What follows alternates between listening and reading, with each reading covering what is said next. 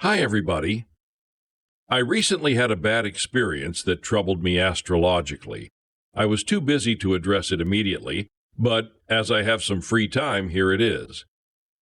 It all started when I was wandering around X social media site, and I came across an Amber Rose video in which she stated that astrophysicist Neil deGrasse Tyson openly and boldly mocked astrology, dismissing it as mere nonsense because it doesn't align with his scientific studies and determinations.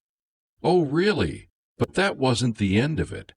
In fact, that wasn't even the worst part of it. What I found even more concerning than his statement was the complete lack of defense from any of the countless astrologers on social media. While I was engaged in some more digging to see what else Mr. deGrasse Tyson had to say concerning astrology, all the while hoping that perhaps he might have come to his senses, I found that it wasn't the first time.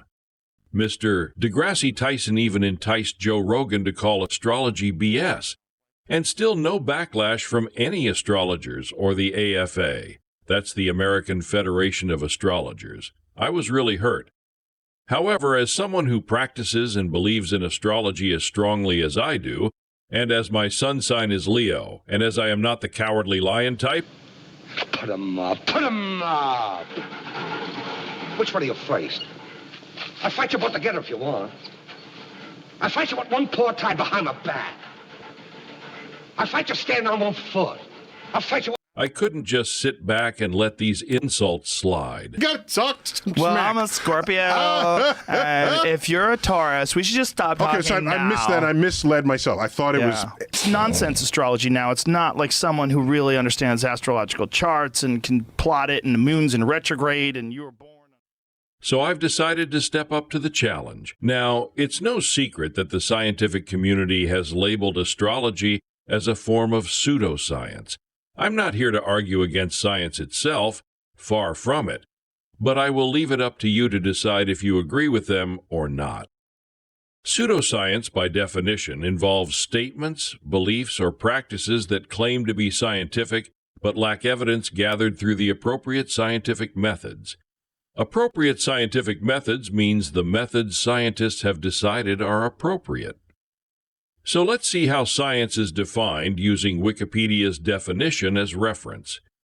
Science, from Latin scientia, meaning knowledge, is a systematic enterprise that builds and organizes knowledge in the form of testable explanations and predictions about the universe.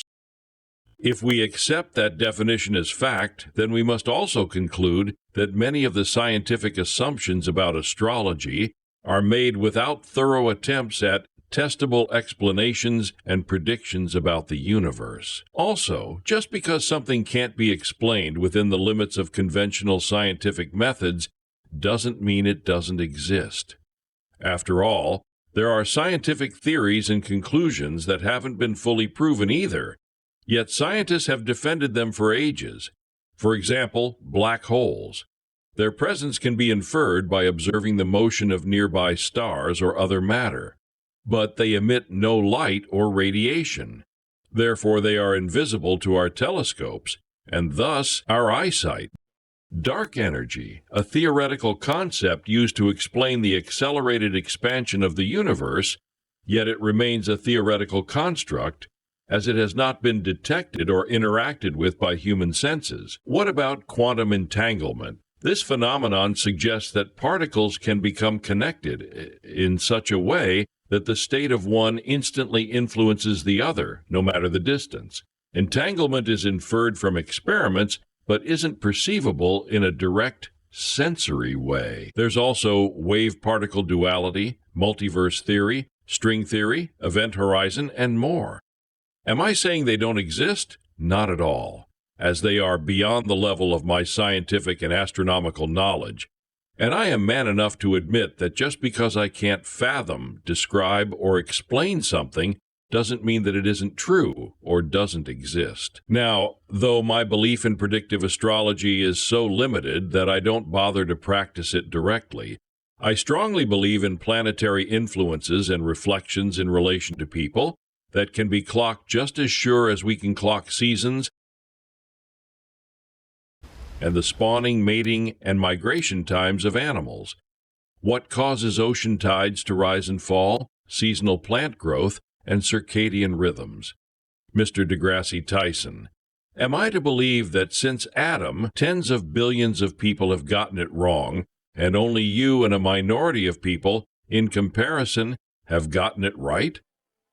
If you need proof of astrological influence, please download my charts, follow the instructions, and you will have your visible proof. That being established, you are still my favorite astrophysicist. But that could be attributed to the fact you're the only one I'm familiar with.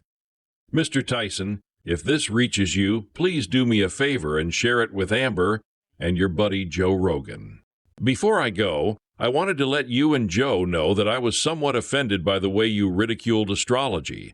But to show that there are no hard feelings, I figured I'd share some enlightening information about the Big Bang Theory. Not that I believe it caused our creation, just my theory of what caused it. I believe it was excess protein molecules. I know this may be difficult to believe, but I saw smaller versions of the Big Bang happen. See for yourself.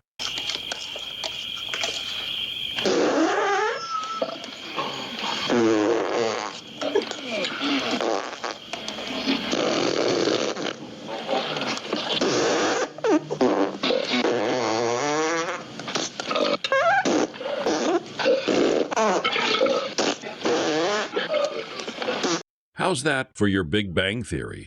Okay, now, let's see if I can find that Terrence Howard.